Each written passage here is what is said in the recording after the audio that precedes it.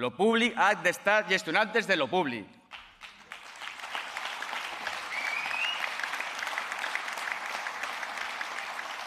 Els recursos de l'administració no poden seguir sent un pou sense fons de beneficis empresarials a esquenes dels treballadors i les treballadores. I enllaço aquesta reivindicació amb la necessitat, crec jo, de començar a canviar el prisma de la mirada que tenim dels serveis públics.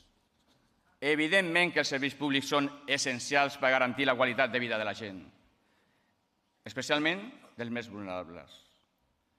Però aquest servei ho presten persones. Massa sovint això se'ns oblida.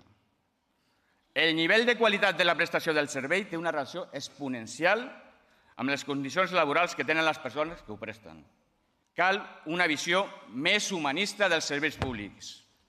Si ens anem al fons de la memòria dels moments més importants de la nostra vida, veurem com, d'una manera o d'una altra, sempre apareix un personatge, de vegades invisible, que és una treballadora o un treballador públic.